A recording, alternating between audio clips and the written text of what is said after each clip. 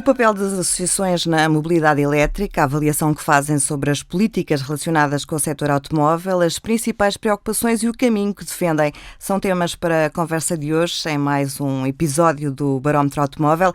À volta da mesa estão Hélder Pedro, secretário-geral da ACAP, a Associação Automóvel de Portugal, Henrique Sanches, presidente da UV, a Associação de Utilizadores de Veículos Elétricos, e Nuno Castelo Branco, diretor-geral da Stand Virtual. Ora, sejam muito bem-vindos.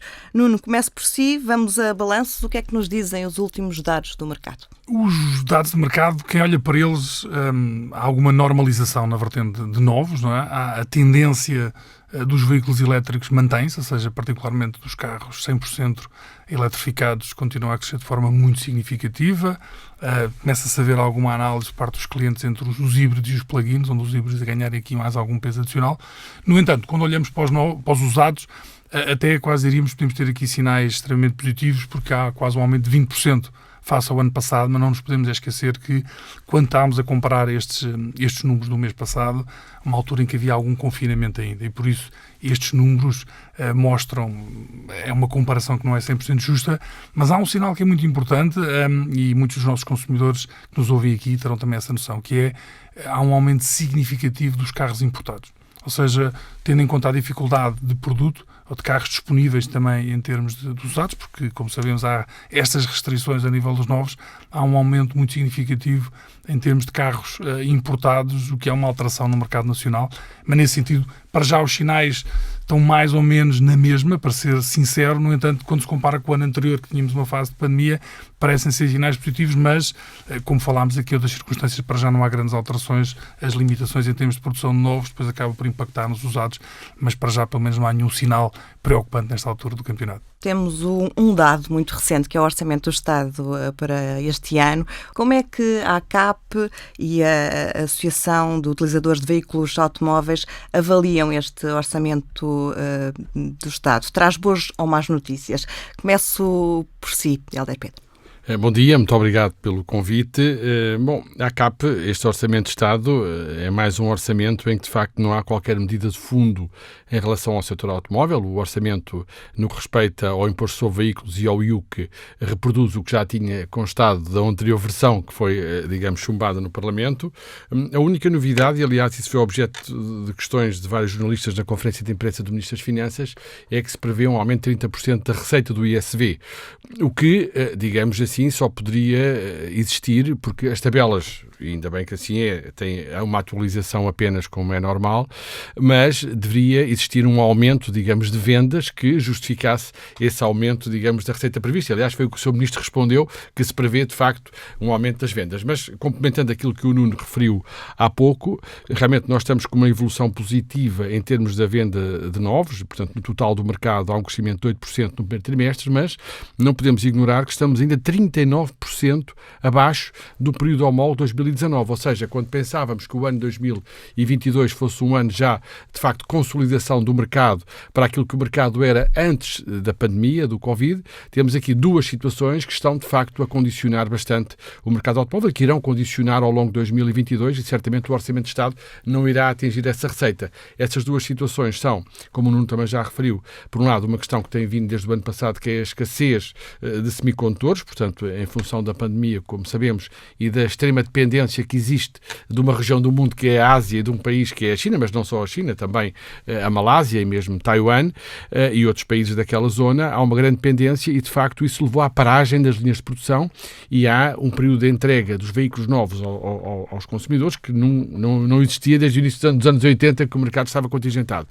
E, portanto, a situação persiste. A Europa, a Presidente da Comissão Europeia, lançou um pacote muito forte de apoios e de medidas para a Europa reduzir essa dependência até 2030, mas vai demorar tempo a implementar. O segundo ponto, e termino, é realmente esta questão, enfim, da guerra da Ucrânia e da Rússia, que também veio condicionar muito a indústria automóvel na Europa. Por um lado, a Ucrânia, face à dependência de cabelagens elétricas, sobretudo, houve algumas fábricas de automóveis na Alemanha que pararam a produção, e a Rússia há, digamos, uma dependência também face a certos tipos de minerais, paládio e outros, que há uma dependência da indústria automóvel e também condiciona. Com isto diria que, de facto, o Orçamento de Estado, mais uma uma vez foi uma oportunidade de algum modo perdida, porque nós consideramos que deveria haver aqui um apoio à renovação do parque automóvel, em termos do Orçamento de Estado, uma medida estrutural da renovação, porque se queremos caminhar na descarbonização, e é digamos, uma obrigação que todos temos, porque estamos na União Europeia, para essa descarbonização, o parque automóvel que está a envelhecer de ano para ano, os veículos que vão para a abate têm uma idade cada vez mais avançada, tinham 16 anos de idade média há 5 anos atrás, têm agora 23 anos, há 1,5 milhão de carros com mais de 20 anos a circular nas estradas e, portanto, o Governo não fez aquilo que o Governo espanhol fez o ano passado, o Governo italiano fez, que é um plano de renovação robusto e estruturado do parque automóvel, e o Orçamento de Estado era realmente um instrumento para poder implementar essa medida, o que infelizmente não aconteceu. Henrique Sanches, concorda, era importante mais incentivos do Governo para a renovação do parque automóvel? Primeiro, agradeço o convite à Associação de Utilizadores de Veículos Elétricos. De facto, temos opiniões ligeiramente diferentes, até porque o Hélder Pedro vê o conjunto do mercado automóvel e nós, na UVE, vemos o mercado elétrico, de veículos elétricos. Portanto, na nossa opinião, aquilo que se nota em relação ao mercado global automóvel é que, de facto, há uma tendência decrescente que, para nós, é uma tendência estrutural e não só conjuntural. Agravou-se com a pandemia da Covid-19, está-se a agravar agora também com as consequências da guerra que estamos a viver na Europa, mas, na nossa opinião, será algo estrutural. Portanto, cada vez haverá menos carros, cada vez nas cidades haverão mais meios de transporte suaves, mais transportes públicos, mais a utilização de andar a pé, pura e simplesmente. Portanto, esta é uma visão global que nós temos, em que achamos que a própria sociedade está em grande transformação. Concretamente, em relação ao Orçamento de Estado, pois deveria ter sido mais ambicioso. De qualquer forma, ele duplica, mais que duplica, o montante disponível em 2021, que começou com 4 milhões de euros, em agosto subiu para 4 milhões e meio e para 2022 temos 10 milhões de euros. É evidente que é pouco. Precisamos de mais.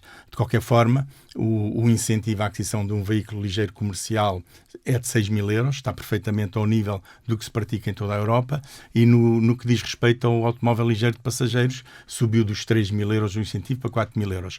Foram introduzidos novas categorias, para nós muito positivas, das tais mobilidades hiper suaves, eu quase que diria, porque até os skates, os one drives e as trotinetes foram contempladas. Continua o reforço das bicicletas elétricas e das bicicletas de carga elétricas e convencionais, e foi introduzido também algo novo este ano, que foi os carregadores domésticos, digamos assim, numa versão que poderia ter ido mais além. Aliás, a proposta da UVE era que fosse para qualquer carregador doméstico.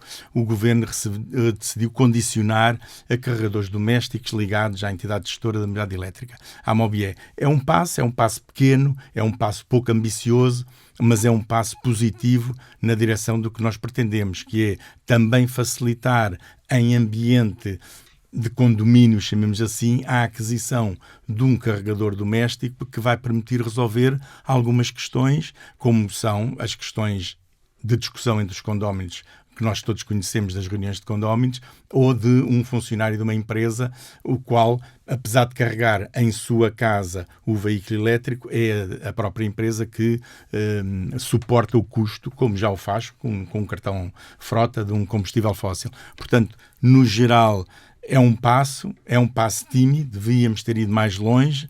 Nomeadamente, a nossa proposta é que, por exemplo, os incentivos para a aquisição de carregadores por parte de particulares não deveria ter tido nenhuma limitação. Era, eu quero comprar o carregador e instalo.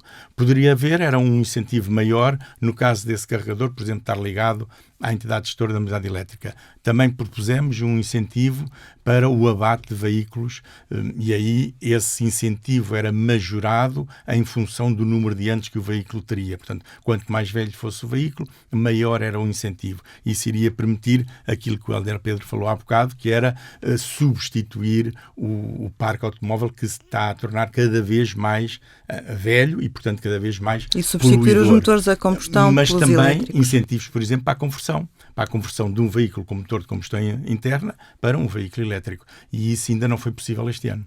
Fazendo aqui a ronda, Nuno Castelo Branco, e para a stand virtual, como é que é visto este orçamento do Estado? Eu acho que nós tivemos aqui algum resumo, e bem, é um prazer ter aqui o Henrique e o Hélder connosco, não é? Porque nós queremos sempre mais, não é? Aquilo que nós sentimos aqui em termos de quem olha para este orçamento e em qualquer orçamento. No entanto, eu acho que, particularmente, quando olhamos na vertente dos veículos elétricos, há um esforço evidente, e o Henrique acabava de comentar há pouco, e nós também tivemos aqui há uns programas atrás várias discussões à volta com a própria EDP, não é? A questão de estar ligada à MOBE, mas é um passo significativo, não é? E nós próprios sentimos isso por parte dos nossos consumidores que estão no stand virtual.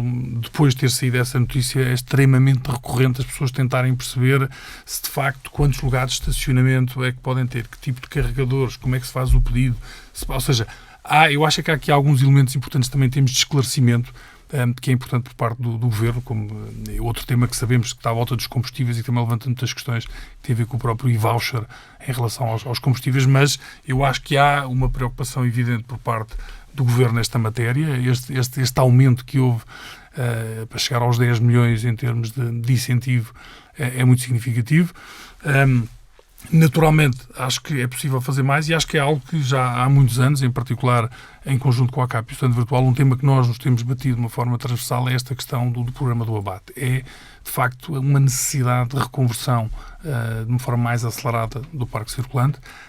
Será razoável que, eventualmente, os incentivos para que a substituição seja feita por veículos que sejam menos poluentes, nomeadamente elétricos, seja acentuada, mas nós temos aqui também todos um desafio, não é? Esta questão de termos estado aqui há alguns meses em eleições com o novo governo veio aqui trazer também aqui algum período de paragem e que não ajudou, mas foram as circunstâncias. Vivemos agora uma nova realidade, mas sentimos que por parte do governo há aqui alguma sensibilidade em relação ao tema, mas na ótica e no caminho a que estamos a progredir, e em particular com o nível de metas que existe a nível nacional, há essa preocupação. Eu deixava só uma nota.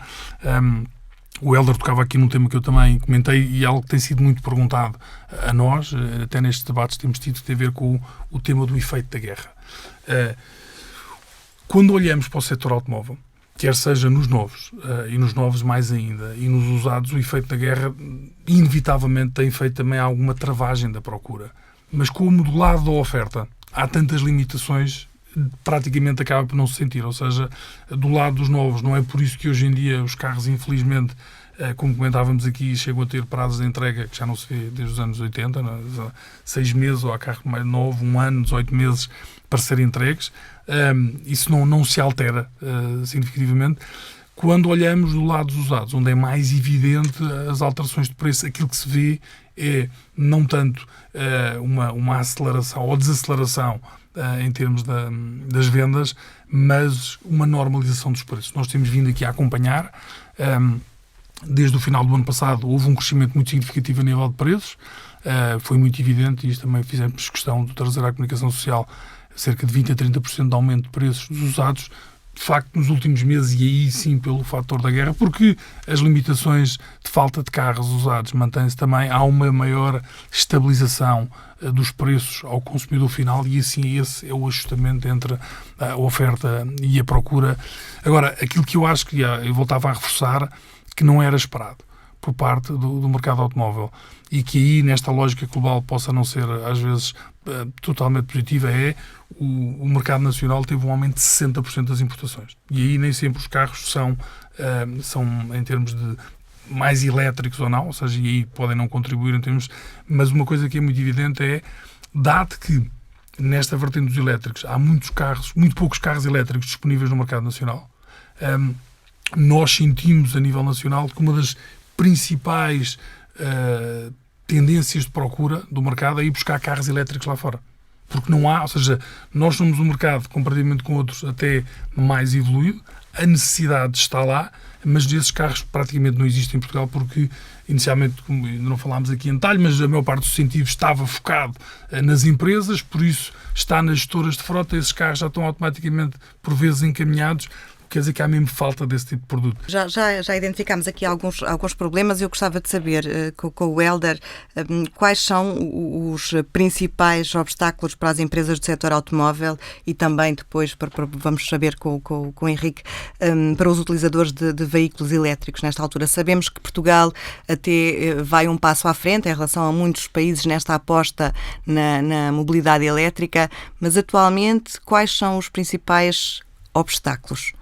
Muito bem, eu ia só referir esta questão dos apoios, eu não falei nos incentivos, porque a pergunta era sobre o Orçamento de Estado e os incentivos que houve dos 4 mil euros não foi no Orçamento de Estado, foi num despacho do Ministro do Ambiente de 22 de março e o Orçamento foi apresentado a 12 de abril. É um pormenor, por isso eu não falei, mas queria comungar aqui dos meus colegas de mesa, de facto, a nossa concordância. Nós, desde 2020, portanto, o início desta pandemia, que uma das medidas que foi tomada pelos vários governos de estímulo à procura, além do incentivo ao abate, foi o aumento dos incentivos à compra de elétricos, ou seja, estes países que eu referi há pouco, Espanha, Itália, França, alguns duplicaram o incentivo, outros aumentaram em 50%, e não só estes mais próximos, também a Roménia ou a Grécia, e Portugal, teimosamente, manteve o mesmo valor de incentivo, até agora, ao dia 22 de março, e, portanto, nós há bastante tempo vinhamos apelando a esse aumento. Tivemos uma reunião com o Sr. Ministro do Ambiente no passado dia 22 de fevereiro, onde discutimos de novo este assunto e onde recebemos, e muito bem, a confirmação que ele iria não só duplicar a verba de apoio aos veículos de emissões nulas,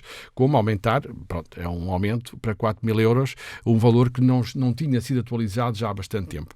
E porquê é que isto é importante? É importante salientar que nós, neste processo de descarbonização, a indústria automóvel é uma parte da solução, neste momento, claramente, ou seja, é uma indústria que se transformou, aliás, é a indústria que mais investe em I+D em toda a União Europeia e, portanto, é uma indústria que tem uma oferta, como sabemos, na parte de viaturas elétricas, eletrificadas e outras de combustão de baixas emissões. A questão não é da parte da oferta que essa existe e está lá. A questão é da acessibilidade dos consumidores à compra de elétricos. Ou seja, os poderes públicos têm também aqui um papel a desempenhar, sobretudo na União Europeia, onde estamos inseridos. Não estamos noutro continente, estamos neste. E, portanto, nesta União, em que se fixaram, e já falaremos também disso, metas muito ambiciosas de descarbonização para 2025, mas sobretudo para 2030. Aliás, além de uma meta, na nossa opinião, já de algum modo, bastante ambiciosa, que era os 37,5% redução de emissões em 2030. Houve o pacote do vice-presidente Timmermans o ano passado, o Fit for 55, que está neste momento em discussão também em Bruxelas, na Comissão, no Conselho, mas aponta para uma redução de 55% em 2030 das emissões. Ora, isso é um projeto muito ambicioso, da parte da indústria há a solução, mas da parte dos poderes públicos nada foi feito. E eu diria, e esse é o problema para as empresas e para os nossos clientes, os consumidores, sejam singulares ou também empresas, que é aqui 2 pontos que são muito importantes. Este primeiro, que é a acessibilidade, ou seja, nem todos os cidadãos têm acesso à compra de um veículo elétrico. Por isso, e nesta fase, é importante e tem sido importante este apoio através dos incentivos à compra,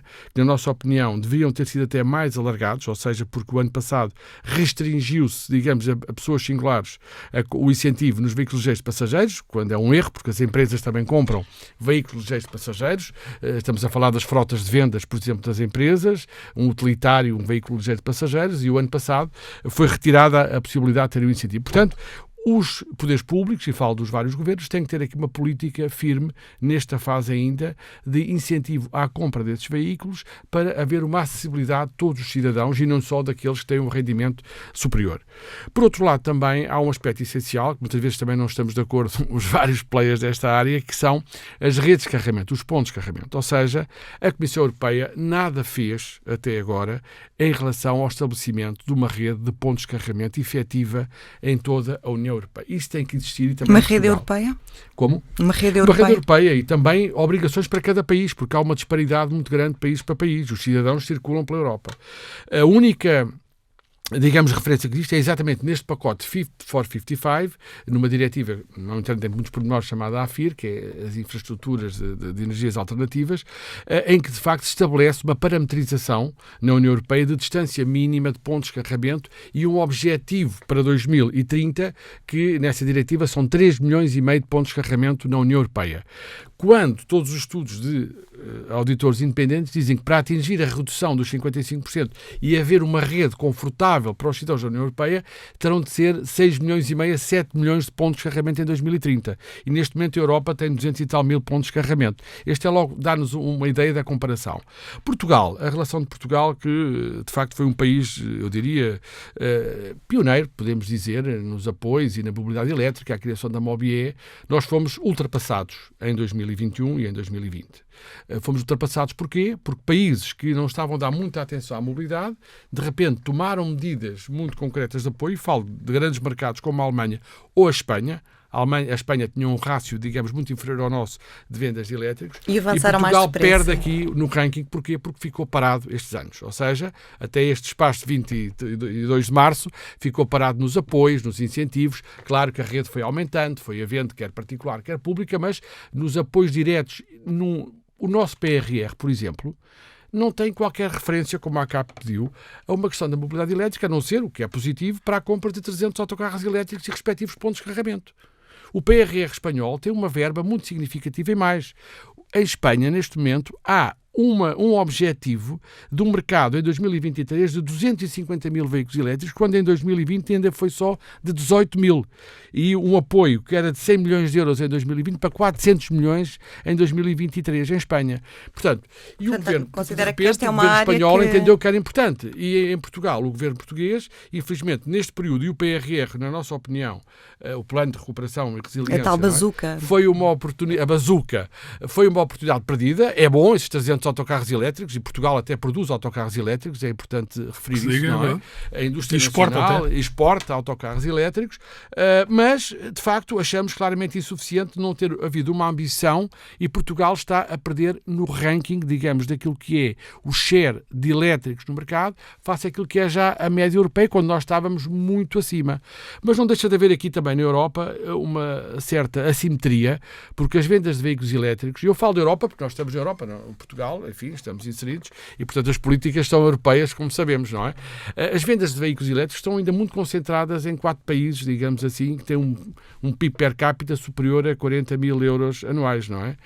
A Holanda, a Finlândia, a Dinamarca, a Suécia, quer dizer, e há que, de facto, haver aqui uma posição clara da União Europeia para haver apoios e incentivos também noutros países, e tem que haver essa preocupação da Comissão Europeia para que a mobilidade elétrica seja uma realidade. Porque, repito, a indústria tem a oferta, essa oferta existe, a ACAP acompanha aquilo que são as tendências da indústria. Eu estava só aqui passando de referir que ainda em 2019, numa conferência de imprensa nossa que fazemos anualmente, eu referia que era importante haver um aumento dos incentivos à mobilidade elétrica, e tive um post, enfim, nas redes sociais de antigos diretores de jornais da área automóvel que diziam como é que a ACAP está a defender a mobilidade elétrica, isto não é o futuro, é de facto a descarbonização. Nós defendemos a neutralidade tecnológica, ou seja, porque a mobilidade elétrica é uma solução, não é? É a neutralidade tecnológica, mas neste momento os elétricos e eletrificados têm de facto que aumentar as suas vendas no mercado para se atingir, digamos, aquilo que são os objetivos de descarbonização. Estamos no bom caminho.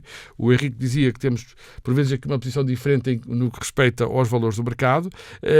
Eu referi que nós estamos abaixo, aqui 39% dos valores de 2019, nós achamos que deviam ser os valores corretos neste momento, mas as vendas de elétricos, como a ACAP refere mensalmente nos preços release, estão desde o início do ano a crescer a 3 dígitos, não é?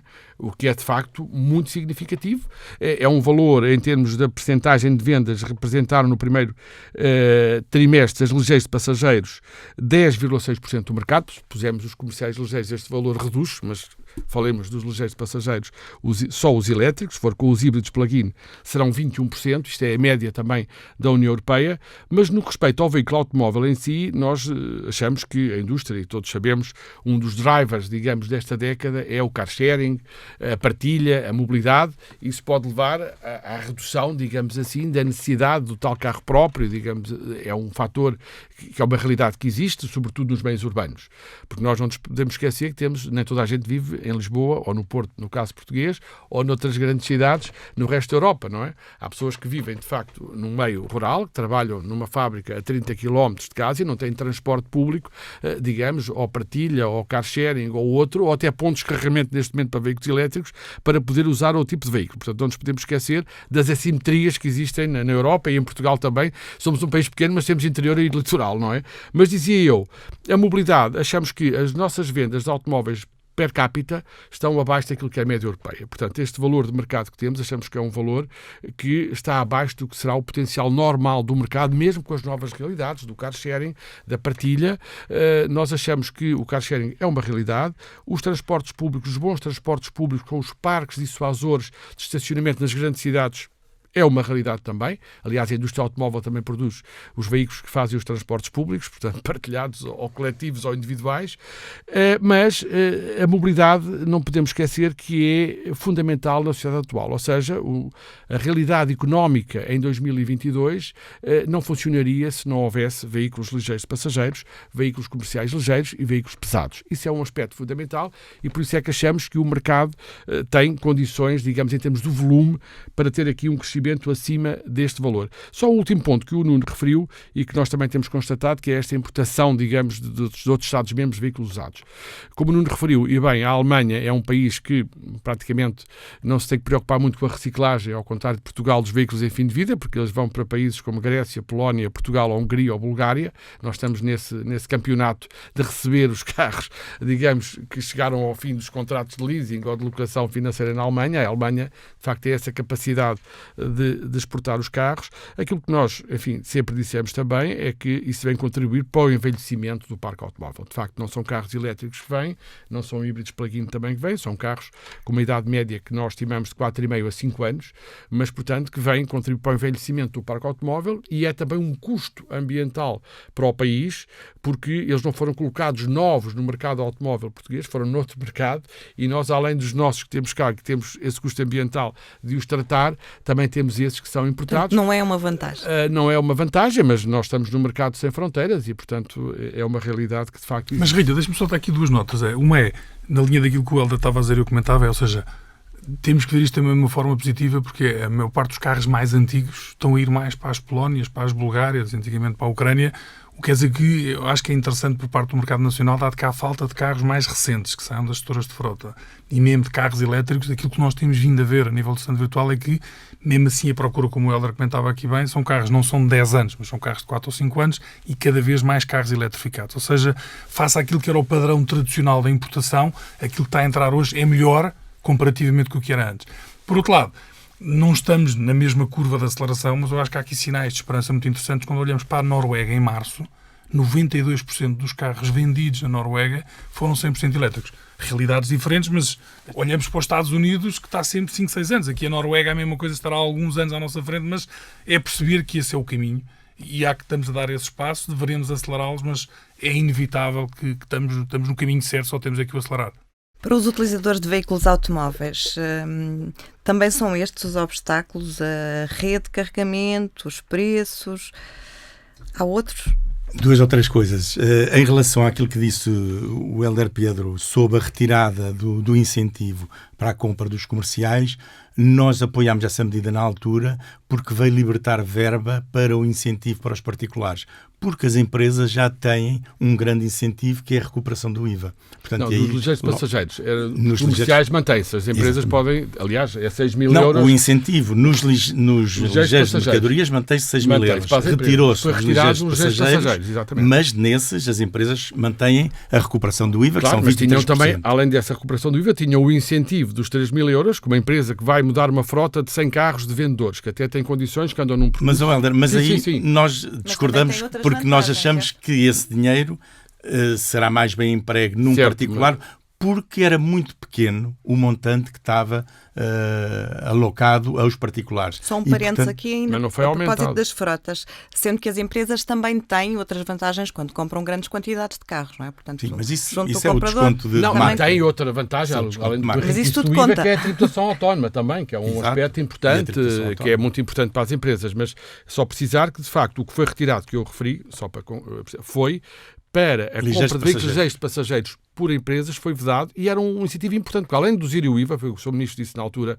como argumento, ter o incentivo na altura dos 3.000 euros era importante para uma empresa. Eu tenho uma empresa com 10 carros de vendedores que são ligeiros passageiros, portanto, para andar na sua força de vendas, que andam até num percurso que pode ser um veículo elétrico porque tem pontos de carregamento, e se tivesse esse incentivo, se calhar trocava toda a frota por carros elétricos, deixando de ter o incentivo. Tenho o IVA, se calhar hesitam e não compram carros elétricos. Pronto, mas aí discordamos, claro, porque o IVA já é um desconto. Mas nós no stand virtual, uma das coisas que os consumidores têm falado é de facto mais na linha daquilo que o Henrique comenta, que é a grande massa das pessoas que nesta altura procuram carros elétricos é o particular. As empresas já lá estão, são soluções que podem ser eficientes. Mas as empresas são grandes compradores neste momento, não podemos ignorar, de carros elétricos também, não é? Sem dúvida, e já tem, ou seja, a questão, eu acho que é muito particular é o grosso da coluna, naturalmente, mas não descurar as empresas. Nós, hoje em dia, o consumidor não pode ter um benefício de redução de IVA. Isso já está nas empresas. Ou seja, aquilo que foi aqui defendido pelo UV, e nós sentimos isso por parte dos consumidores no centro virtual,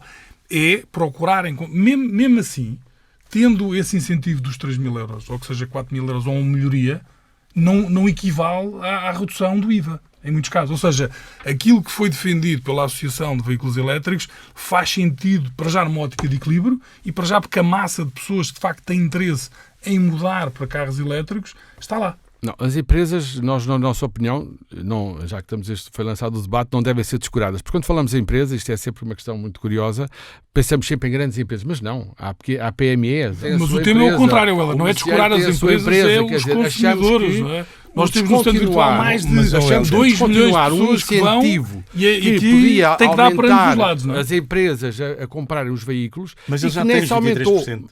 Mas tinham também o outro. Retira, mas não aumenta para os particulares. Não há dinheiro para tudo, é preciso tomar opções. E pelo que percebo, o que o Henrique diz, nas opções que é preciso tomar, se calhar fazia sentido, então, as empresas já têm incentivos que são até, em termos médios, superiores à média da União Europeia.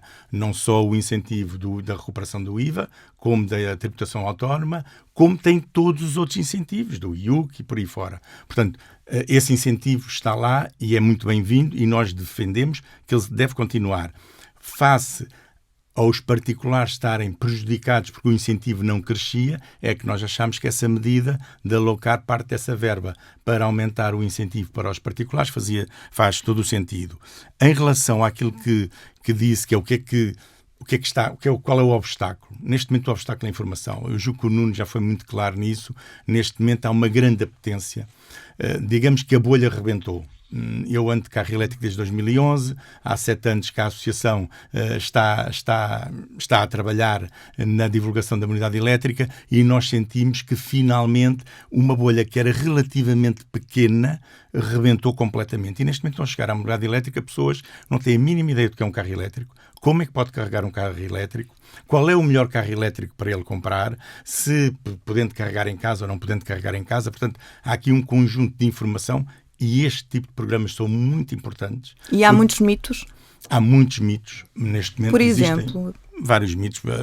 Mitos tão parvos como, e eu posso ir a um túnel de lavagem automática a lavar o carro elétrico, não levo um choque. Bom, acho que isso são... Mas isso existe. Para nós é uma coisa quase irreal, mas esse tipo de mitos existe. Outro é que o carro elétrico não tem uma autonomia suficiente, portanto, eu só consigo ter um carro elétrico para pequenas distâncias. Bom, eu já fui com o meu carro elétrico à Noruega, à Escócia, a Marrocos, tenho associados na UV que fizeram de viagens de 16.000 quilómetros seguida num carro elétrico por toda a Europa. É possível hoje em dia... Seguida quer dizer, fazendo os carregamentos pelo caminho. Claro, como é óbvio. Como também num carro a combustão, eu teria que parar para pôr gasolina ou gasóleo. Portanto, isso existe. A rede, aquilo que já foi aqui referido, que há um grande problema a nível da interoperacionalidade das redes em toda a Europa. Portugal tem o problema resolvido a nível nacional, tem uma entidade gestora da mobilidade elétrica, que é a MOBIE, que obrigatoriamente qualquer operador que queira ter postos de carregamento tem que estar ligado a essa entidade gestora. Concorda que seja assim? Nós concordamos que seja assim porque isso é altamente vantajoso. Eu apenas com um cartão, é o exemplo que já aqui foi dado N vezes do multibanco em Portugal, eu apenas com um cartão do meu comercializador, eu posso até no caso extremo, eu ser um cliente da Priu e carregar no posto da Galp, que seria quase inverosímil hoje em dia para os combustíveis fósseis. Portanto, isso é possível de ser feito na mobilidade elétrica e essa é a grande vantagem que tem o nosso modelo. Neste momento, o passo que a Europa está a dar, existem algumas entidades gestoras na Europa, não tem o caráter de obrigatoriedade que existe em Portugal. A grande diferença é essa. Em Portugal é obrigatório, é compulsivo, qualquer operador tem que estar ligado, desde que queira ter o seu posto de carregamento em espaço público, de acesso público, que é a via pública, ou em espaço privado de acesso público. São os centros comerciais, os grandes hipermercados, enfim, todas as áreas comerciais. Temos aí algumas limitações, como sabemos. Não é? Algumas redes de hipermercados e tudo mais ainda é exclusivo. Ou seja, há quem...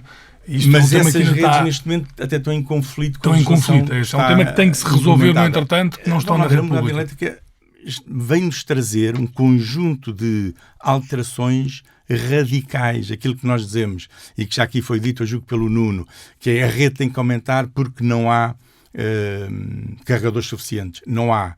Mas mesmo assim nós estamos em 4º lugar na União Europeia, Portugal, em número de carregadores por cada 100 km de estradas e autoestradas. Ainda é insuficiente. Mas a grande diferença da mobilidade elétrica é que, vamos lá ver, nós voltamos ao tempo dos animais. Porque eu, quando tinha um cavalo, um burro, uma mula, eu podia-lhe dar feno na minha casa, se tivesse essa disponibilidade. Quando apareceram os combustíveis fósseis, obrigatoriamente eu passei a ter que ir a um local chamado bomba de gasolina, depois estação de serviço e agora área de serviço, onde eu tenho que ir abastecer-me de gasóleo ou de gasolina. E agora voltamos à situação de há 120 ou 130 anos atrás, que é, eu posso carregar o meu veículo elétrico na minha casa. E posso o fazer com toda a comodidade, com toda a segurança e muitíssimo mais barato do que na via pública. E essa é a grande alteração, que é, no dia-a-dia, eu devo carregá-lo, se o puder, e nem todos sabemos que têm essa possibilidade, em casa ou no local de trabalho. Portanto, eu carrego em casa durante a noite, tarifa bi-horária, sai-me extremamente barato. Menos de 2 euros para percorrer 100 km. Eu vou para o meu local de trabalho. Quando o carro chega ao local de trabalho, ele fica a carregar enquanto eu estou a trabalhar. Para que é que eu necessito a rede pública? Todas aquelas pessoas, e serão entre 25% a 27% dos fogos em Portugal não têm estacionamento ou garagem. Ante essas pessoas, obrigatoriamente têm que carregar na via pública. Mas eu posso o fazer quando vou a um centro comercial, às compras, quando vou a um cinema, quando vou a um teatro, quando vou às praias. Eu próprio mudei as praias onde eu ia, porque passei a ir a praias onde eu posso pôr o carro em carregamento enquanto vou à praia. E isto é válido para um cinema, para um festival de música, para um concerto, para tudo. Eu não necessito ter o carro carregado a 100%. Eu vou e estou 1 hora num concerto, o carro está a carregar.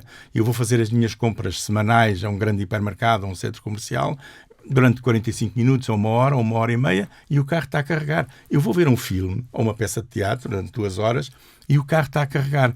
Portanto, esta é a grande alteração e para isso é que este tipo de programas e a atividade da associação é muito importante, é mostrar que é possível viver mesmo que a rede ainda não seja o ideal. Para quando é que é necessário uma rede pública muito eficiente e bem espalhada por todo o território nacional, que ainda não acontece. Há zonas do interior ainda muito fragilizadas. Acredita que em 2030 isso vai ser uma realidade? Eu não tenho uma bola de cristal, não sei, mas eu sou muito otimista como o Nuno e eu acho que isto vai acelerar muitíssimo. E o que vai acontecer é que vamos ter carregadores com maior potência, porque, portanto, implica menor tempo de utilização desse carregador. Estações multicarregadores já começam a existir, temos 3 em Lisboa implementadas pela EML, onde é possível carregar em cada uma delas 12 veículos elétricos em simultâneo. Temos as estações de carregamento da Mobié, que são fundos que vêm do PRR, ainda antes de se chamar PRR. Sente como o Helder que sente que o PRR podia ter ido mais longe na questão da mobilidade elétrica. Veio para uma área muito importante, que são os autocarros elétricos, já aqui referimos, para a transição energética a nível dos grandes poluidores. Veio para os barcos, a Transtejo adquiriu 10 barcos elétricos que vão entrar em serviço o primeiro em dezembro deste ano. E estas estações de carregamento multicarregadores que a Mobié está a instalar, portanto, mas que é dada a concessão a operadores privados, Vamos ter a segunda a ser inaugurada em Loures e cada uma dessas estações, são 10 no total, permitem o carregamento simultâneo de 18 veículos elétricos. Isso é que é fundamental. Há um outro aspecto aqui que nunca foi referido e raramente é referido, que é a regeneração. Eu tenho essas contas feitas nos primeiros 7 anos do meu carro elétrico e 26% de toda a eletricidade que eu utilizei no meu carro elétrico produzia no meu carro elétrico. Coisa impensável num carro com motor de gasolina ou gasóleo. Eu não posso produzir petróleo, nem gasolina, nem gasóleo no carro. É possível no carro elétrico, com a desaceleração e com a travagem regenerativa. Todos os modelos hoje em dia à venda em Portugal têm vários níveis de travagem, portanto, pomos um nível de regeneração muito elevado quando andamos em áreas urbanas, metropolitanas, retiramos essa regeneração quando vamos para uma autoestrada, porque não faz sentido, porque não há regeneração possível, é sempre a acelerar. Daí também a autonomia dos veículos elétricos em autoestrada ressente-se mais do que em meios urbanos. Mas entre 20% a 25% de toda a eletricidade que é consumida num veículo elétrico pode ser produzida no próprio veículo elétrico. Isso tem um impacto enorme nas questões ambientais que já aqui foram abordadas, mas tem um impacto enorme no nosso bolso. É como se reduzíssemos ao preço do quilowatt-hora 20% ou 25% desse valor. Portanto, o que me está a dizer desde que se faça esse tipo de condução, atenção, depende das pessoas como conduzem. Exatamente, mas o Nuno tem razão. São truques de condução que ajudam, que fazem com que o carro carregue. Mas são truques muito simples. Quem entra num carro elétrico ao fim de poucos dias, de algumas semanas, apercebe-se de que o seu estilo de condução deve mudar, porque ela vai permitir ter um impacto muito grande no ambiente, volto a referir, e no bolso. Mas, Rita, deixa-me só comentar aqui uma coisa. Há pouco você falava sobre esta questão dos mitos e eu acho que o Henrique levantou aqui um tema extremamente importante para os nossos consumidores, que é esta questão de que, e imensas perguntas que nós recebemos no stand virtual através do nosso blog, é a preocupação de carregar e horas para carregar o carro. Ou seja, o Henrique é aqui um utilizador de longa data, é a lógica de utilização de um carro elétrico é muito parecido com o telemóvel. Ou seja, é uma lógica de always on. Toda a gente à noite põe o telemóvel a carregar, ou durante o dia. Ou seja, esta questão e mesmo, como há pouco falamos, mesmo no interior, se os incentivos ao interior, muitas pessoas vivem em casas que conseguem pôr um carregador, as pessoas tiverem carregadores em casa, e como o Helder há pouco comentava, 30 km, se uma pessoa for a uma fábrica a 30 km, ir e voltar, mas tiver um carregador em casa, quase nem precisa da via pública. Ou então, seja, se tiver painéis fotovoltaicos para produzir essa eletricidade. Ainda. Ou seja, o tema que levanta aqui é uma alteração das pessoas também perceberem de que isto tudo não se resolve só na infraestrutura pública, isto resolve-se bem nesta altura das medidas do governo, em que as pessoas tenham carregadores em casa. Então, fora de Lisboa, onde a maior parte das pessoas terão, por vezes, essa capacidade de ter pontos de carregamento perto de casa, vem facilitar, porque as pessoas não fazem, em média, 300 ou 400 km. Isso, por exemplo, às vezes é uma das questões que se falava aqui, mesmo dos carros elétricos para as empresas, por vezes é questionável, porque a maior parte das empresas tem uma ótica de utilização mais comercial. Se uma pessoa andar a fazer, isso sim, 200 ou 300 km por dia, um carro elétrico acaba por não ser eficiente. E assim é mais complexo que os tempos de carregamento. Agora, para a utilização recorrente, esta alteração de padrão e quem está lá fora, e nós ainda recentemente fizemos um estudo de mercado com a Marktest, onde a ansiedade continua a ser os tempos de carregamento e onde carregar, a questão é que as pessoas têm que entender de que quem se começa a experimentar um carro elétrico, o padrão de utilização, como o Henrique comentou, e no outro dia temos aqui também o Pedro Vinagre da EDP comentava, é uma lógica de always on. Não está só dependente de eu ter pontos por todo lado, mas de facto as pessoas em casa, esta alteração quase de comportamento, dar feno ao carro em casa e poder carregar sempre, o carro está sempre com níveis de autonomia muito elevados. E mais à frente, eventualmente, com os tais painéis, essa será a solução depois do ideal, investimento que é eu inicial, produzir a própria eletricidade de uma forma localizada e não centralizada. Mobilidade elétrica sempre foi referido como um bom exemplo. Nós temos uma percentagem de energias renováveis. A ACAP tem esse exemplo. Nós temos na nossa sede, na ACAP, exatamente, painéis elétricos. Temos um sistema também de acumulação de energia que não é utilizada em baterias de carros elétricos usados, portanto estamos a reutilizar baterias de carros elétricos, o Henrique já viu, exatamente, já há 3 anos que na nossa sede existe esse ponto de carregamento dessa forma, mas dizia eu que Portugal, no que respeita à mobilidade elétrica, há um aspecto... A eletricidade produzida serve para as próprias instalações. Claro, reduzimos a nossa fatura energética, nós reduzimos a fatura do escritório, além de termos o ponto de carregamento, exatamente.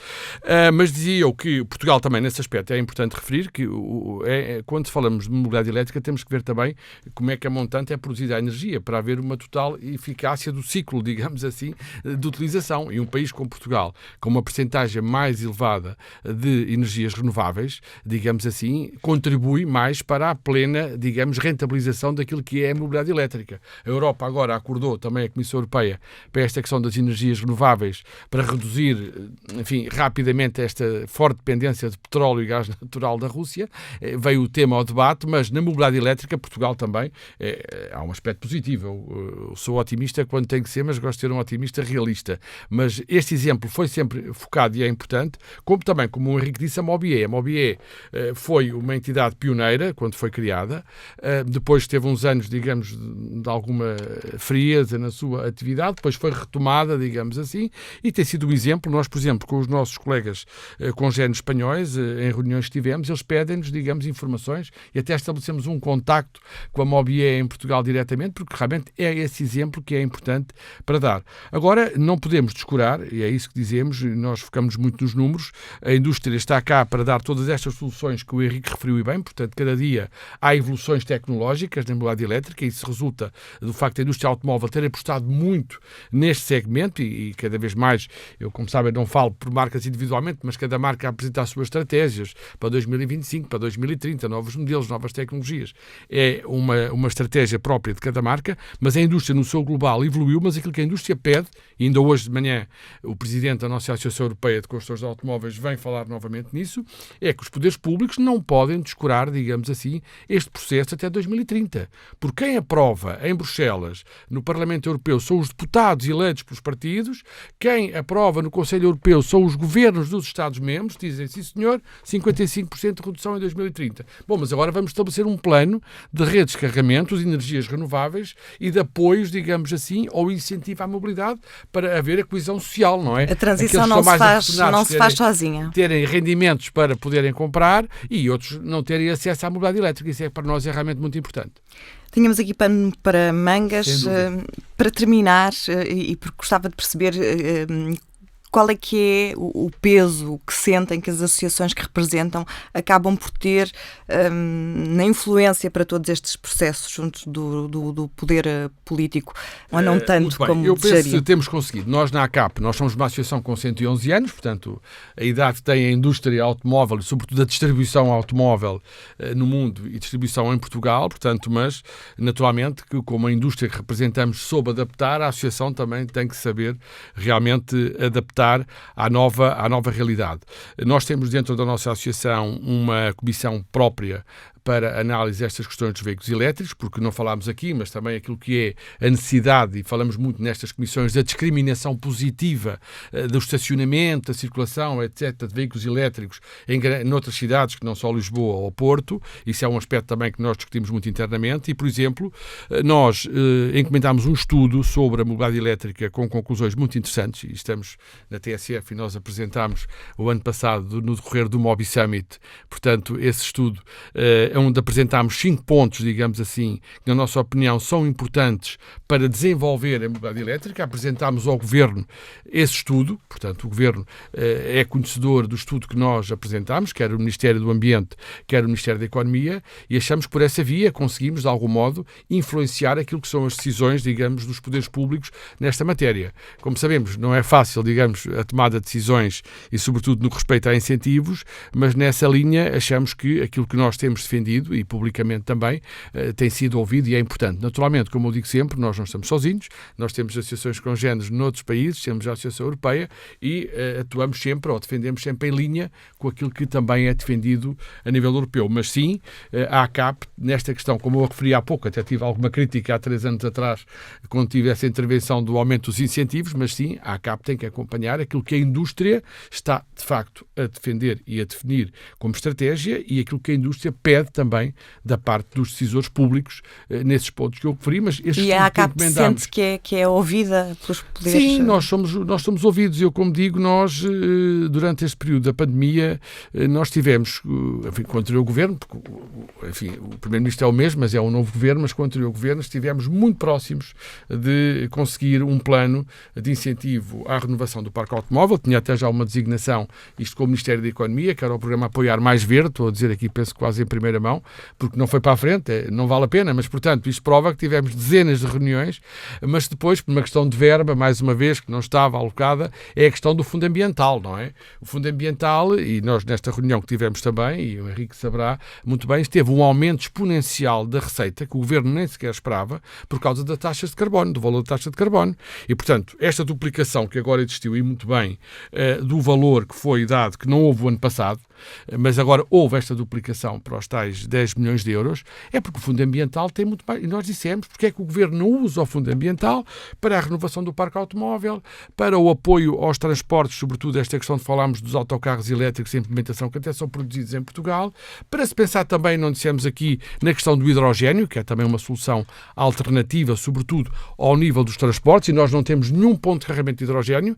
Nós temos uma fábrica que em Portugal produz veículos a hidrogénio e quando tem que testar e carregar, vai em cima de um caminhão em Espanha, onde há um ponto de carregamento e volta para Portugal e fez esse teste em Espanha. Portanto, o Fundo Ambiental serve muito para isso. E é isso que nós alertamos o Governo. O nosso papel, nós não somos Governo e nem temos pretensões a ser, o papel é reunir sim, temos sido ouvidos, temos feito muitas reuniões. Esta questão do Ministro do Ambiente, que saiu de funções, foi no dia 21 de fevereiro, como eu referi, mas realmente o Governo depois é soberano e toma as suas decisões. Também há aspectos, e eu terminava com isso, este Governo tem ainda mais responsabilidades, porque nós, quando falávamos com o anterior Governo e com membros do Governo, havia sempre a questão, e sobretudo quando era dos orçamentos de Estado, não ter a maioria. Ou seja, eu posso também aqui dizer isso, os governantes diziam, bom, mas nós não temos maioria no Parlamento, tem que falar com os outros partidos que podem aprovar o orçamento, porque o nosso Governo não tem uma base parlamentar maioritária. Portanto, imagino que esteja mais esperançoso agora. Vou ter que passar a palavra... Tem maioria absoluta no Parlamento, não há essa desculpa. Vou ter que passar a palavra ao Henrique. Nós reunimos regularmente com a tutela, portanto com o Ministério do Ambiente e da Ação Climática e com o Secretário de Estado da Mobilidade, e que agora se chamará Secretário de Estado da Mobilidade Urbana, mas reunimos, e no seguimento daquilo que o Hélder Pedro disse, com todos os grupos parlamentares. Portanto, o que é que nós fazemos? Reunimos com a tutela, onde apresentamos as nossas propostas que devem ser incluídas no Orçamento de Estado que está em preparação. Depois pedimos audiências aos grupos parlamentares e dizemos-lhes quais são as nossas propostas, aquelas que entregamos na tutela e que para nós seriam úteis serem incluídas no Orçamento de Estado. Mas, além disso, reunimos com a Redes, com a DGEG, com a ERSE, com a ENSE, com a Mobié, com o CEIA, enfim, reunimos com um conjunto de empresas que podem e devem simplificar e melhorar a forma como atuam na mobilidade elétrica. E isto é uma crítica a algumas dessas empresas que não evoluíram. São empresas muito grandes, como por exemplo a Redes, a antiga EDP Distribuição, que custa adaptar-se à mobilidade elétrica. Eu costumo dar este exemplo. Nós queremos construir uma casa, metemos um pedido para um ramal na Redes atualmente e pode demorar um ano, porque a casa vai demorar um ano e meio a estar construída. Quando um operador faz um pedido para a instalação de um ramal ou do aumento de potência de um ramal já existente, de um PT já existente, ele na semana a seguir tem lá o carregador na rua. E não pode continuar a demorar 6 meses, 8 meses, 9 meses a apreciação por parte da E-Redes neste caso. Portanto, é essa alteração, mas também estamos conscientes que essas alterações demoram o seu tempo, são estruturas que estavam habituadas a trabalhar a um determinado ritmo e a mobilidade elétrica obriga-nos a acelerar esse ritmo. Eu só gostava de dar aqui um exemplo, porque nós comparamos a utilização, o consumo de quilowatts-hora feitos na rede pública, e estamos só a falar da rede pública, para onde pomos de parte as redes privadas, o consumo nas nossas casas e nas empresas, e em 2015 tinham-se consumido 355 megawatts-hora para a mobilidade elétrica, e em 2021, 6 anos depois, passámos de 355 para 18.507 megawatts-hora. Isto dá-nos a ideia do aumento exponencial que estamos a ter e que, na minha opinião, e da UVE, vai ainda acelerar nos próximos tempos. Vejo uma evolução muito interessante no mercado nacional e acho que a UVE é um desses exemplos que é, naturalmente, para além das associações se preocuparem com aquilo que é dos seus associados, muitas vezes mais de origem por parte daquilo que é a indústria, é também a preocupação com o consumidor final. Nesta vertente dos veículos elétricos tem sido uma coisa muito, muito relevante, porque com as dúvidas, com os mitos, com a questão de formação, ou seja, há um papel cada vez mais crescente, também por parte das associações, nesse sentido. Imagino que a ACAP irá fazer o mesmo caminho e não estão aqui outras associações, umas que se focam mais no pós-venda, outras nos usados. Tivemos o prazer hoje de ter aqui o VE e a ACAP, mas verdade de que há uma evolução também no mercado nacional, e acho que o VE é, se calhar, o exemplo mais gritante de uma preocupação do consumidor final, a partir do momento em que o mercado está a mudar rapidamente, também para os informar e ajudar nessa mudança, e é isso que nós também, enquanto Centro Virtual, já que recebemos a voz do consumidor, incentivamos que as agências, aqui neste caso as associações como um todo, o façam também para bem do mercado. Muito obrigada aos três. Obrigado.